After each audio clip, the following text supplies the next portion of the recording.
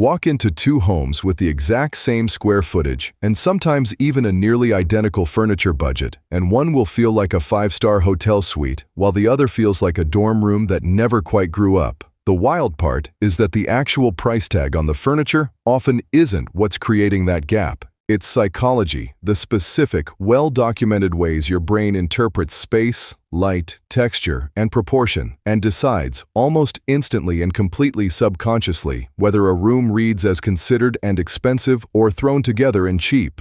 Architects and designers have understood these principles for decades, and none of them require a renovation budget to actually apply.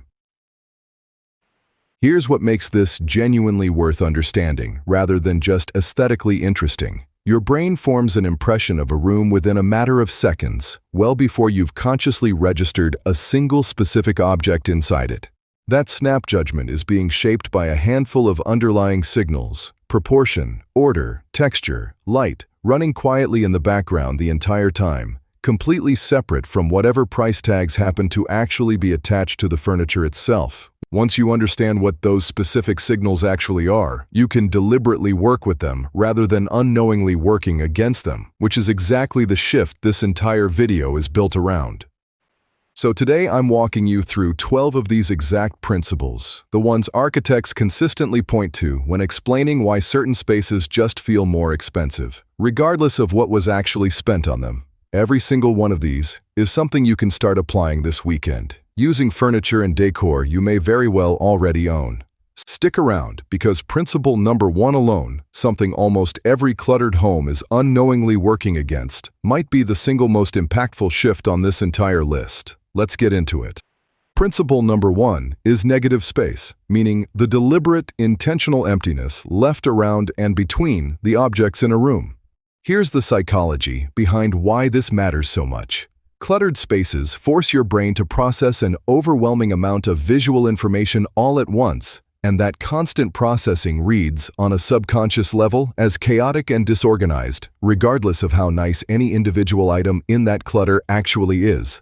Expensive spaces, by contrast, almost always contain noticeably less stuff per square foot than the average home, giving your eye clear places to actually rest.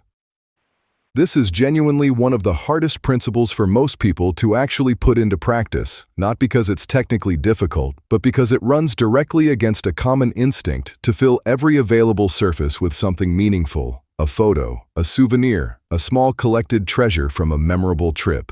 None of those instincts are wrong on their own. The issue is purely one of density. Too many meaningful objects crowded together in the exact same visual field ends up canceling each other out, and nothing gets to actually stand out or breathe. The fix is genuinely simple, and it costs nothing at all. It's editing rather than acquiring.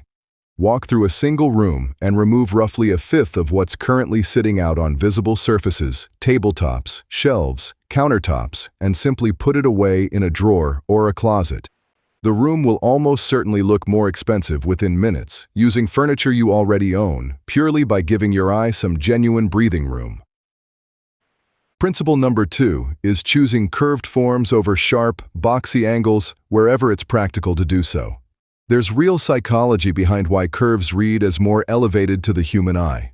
Sharp angles and hard edges are associated, on a subconscious level, with mass-produced, purely functional furniture, the kind built as cheaply and efficiently as possible, with minimal design consideration beyond basic utility. Curved silhouettes, by contrast, generally require more thoughtful engineering and more deliberate craftsmanship to actually produce well, and your brain has learned to associate that extra complexity with genuine intentional design rather than pure function. You don't need to replace every single piece of furniture you own to apply this either. Even one curved accent chair, a round coffee table instead of a rectangular one, or rounded ceramic vases mixed in among straighter-edged pieces can meaningfully soften an entire room's overall visual language. Principle number 3 is layered lighting, moving decisively away from a single, harsh overhead fixture as your only source of light in any given room. A room lit exclusively from directly above creates flat, even, somewhat clinical lighting that reads as distinctly commercial or institutional rather than genuinely residential and warm. Expensive interiors instead layer multiple different light sources at varying heights throughout a room: a floor lamp, a table lamp, wall sconces, and dimmable overhead lighting, all working together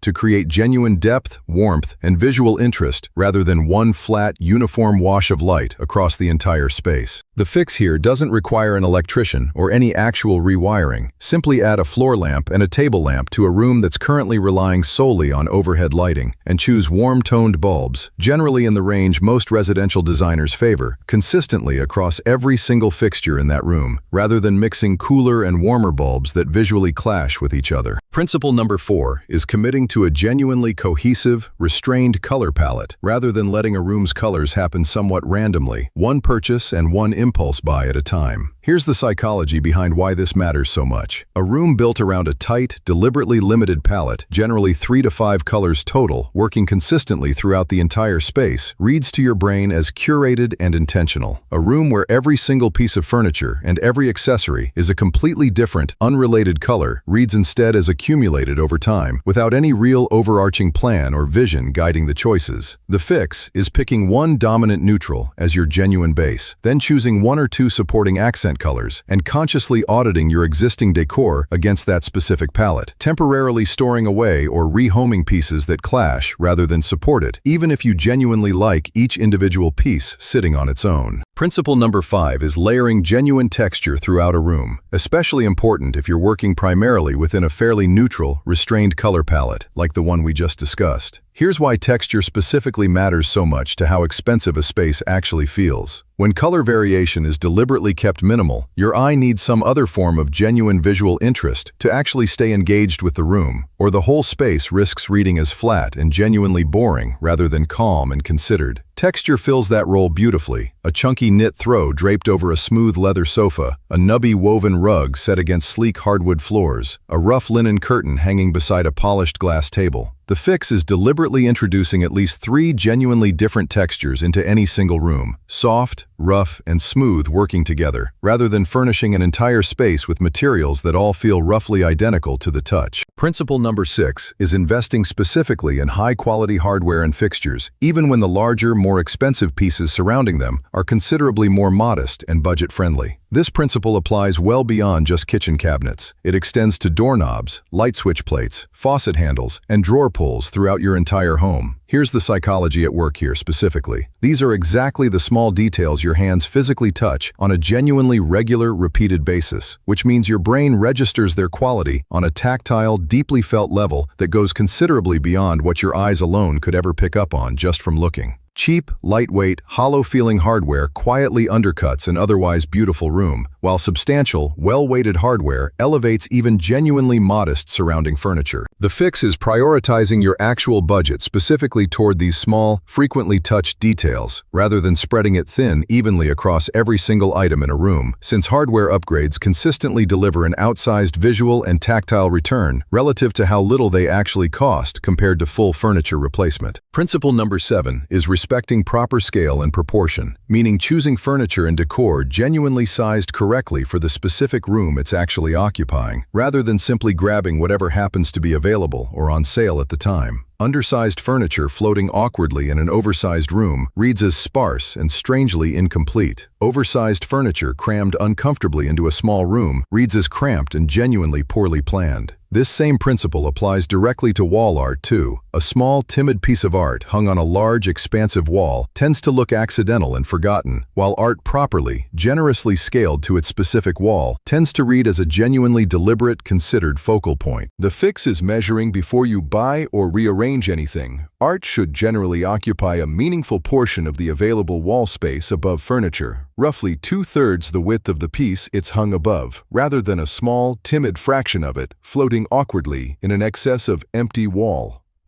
Principle number 8 is symmetry and visual balance, something the human brain is genuinely wired to find calming and inherently pleasing. likely rooted deep in our evolutionary history of quickly assessing faces and environments for safety and predictability. A perfectly symmetrical arrangement, matching lamps flanking a sofa, mirrored artwork on either side of a fireplace, isn't the only path to achieving genuine balance in a room. But understanding the underlying principle helps considerably, even when you're deliberately working with a more asymmetrical layout instead. The goal in either approach is genuine visual weight distributed evenly across a space rather than everything interesting and eye-catching clustered awkwardly on one single side of a room, while the opposite side sits comparatively empty and visually neglected. The fix is stepping back and consciously evaluating whether your visual weight, meaning larger furniture, bold colors, striking artwork, feels evenly distributed throughout the room, and shifting a piece or two if one entire side is currently carrying dramatically more visual interest than the other. Principle number 9 is maintaining clear, uninterrupted sightlines from room to room throughout your home, rather than blocking natural views with furniture placed carelessly and without genuine consideration for how the space actually flows and connects. Here's the psychology behind why this matters so much. Being able to see clearly from one room into the next creates a subconscious sense of spaciousness and genuine flow, even in a home that's actually quite modest in its overall total square footage. Blocking those natural sightlines with poorly placed furniture, a tall bookshelf directly interrupting a doorway's clear view, or a couch positioned so it awkwardly chops a shared open space in half, makes even a genuinely large home feel choppy, cramped, and considerably smaller than it actually is. The fix is walking through your home's main paths of movement and consciously noticing what you can and cannot currently see from each doorway and each hallway threshold, then adjusting any furniture that's unnecessarily blocking a clear, natural sightline into an adjoining room. Principle number 10 is adding genuine architectural detail wherever it's realistically feasible: crown molding, wainscoting, picture rail, or simple wall paneling. These details add real dimensional depth and structure to a room that flat, featureless walls simply cannot provide on their own. Here's the psychology behind why this specific detail reads as so distinctly expensive. Architectural detailing has traditionally been associated with custom-built or older, more established homes, spaces that receive genuine architectural planning and attention rather than the flat, largely undecorated walls, typical of much modern, cost-efficient, mass-produced construction. The fix, if a full custom build-out genuinely isn't in your current budget, is peel and stick molding or lightweight, budget-friendly panel kits, both of which can add convincing dimensional detail to an accent wall or an entire room for a meaningful fraction of what traditional custom millwork would otherwise cost. Principle number 11 is choosing natural materials, wood, stone, linen, wool, over their synthetic counterparts wherever it's genuinely practical to do so. Here's the psychology at work behind this particular principle. Natural materials age visibly and often quite beautifully over time, developing what's sometimes called a genuine patina, small imperfections and subtle wear marks that read as authentic character rather than simple, straightforward deterioration. Synthetic materials, by contrast, tend to degrade rather than gracefully age, and that specific difference is something the human eye, whether consciously or not, has genuinely learned to reliably distinguish between over time. The fix doesn't require replacing every single item in your home with expensive solid wood furniture. It's simply prioritizing natural materials specifically for the pieces you touch and interact with most frequently. Your dining table's actual surface, your bedding, your favorite everyday throw blanket, where that authentic, tactile difference genuinely registers the most in your daily lived experience. Principle number 12, and the one that ties genuinely every single other principle on this entire list together, is biophilic design, meaning the deliberate incorporation of natural elements, greenery, abundant natural light, and organic materials into your home's overall interior. Human beings have a well-documented, deeply rooted psychological preference for environments that meaningfully connect us back to nature, likely an evolutionary holdover from millennia spent living considerably closer to the natural world than most of us do today. Rooms filled with healthy, thriving plants, and rooms that maximize genuine natural daylight rather than relying primarily on artificial lighting throughout the day, consistently score higher in psychological research specifically measuring perceived comfort, well-being, and yes, even perceived value and quality. It's worth noting that a wilted, struggling plant tends to work directly against you here rather than helping, since a visibly unhealthy plant reads as neglect rather than genuine intentional greenery, which is precisely the opposite impression this principle is meant to create. If you know you don't have a particularly reliable green thumb, choosing genuinely low-maintenance, hardy varieties, or even well-made faux versions for spots with poor natural light will consistently serve this principle better than a real plant that's visibly struggling and slowly dying in the corner of a room. The fix is adding at least 1 or 2 genuinely thriving plants to every major room in your home and pulling back heavy, light-blocking curtains during the day to actually let real daylight flood in, rather than defaulting to artificial lighting even during genuinely bright daytime hours. Here's the pattern running underneath every single one of these 12 principles, and it's genuinely worth sitting with for a moment before we wrap up. None of them are actually about how much money gets spent in a room. They're about intention, restraint, and consideration, deliberately editing rather than simply accumulating, choosing quality specifically where your hands and eyes naturally interact with a space most often, and creating genuine visual and physical breathing room rather than filling absolutely every single available inch.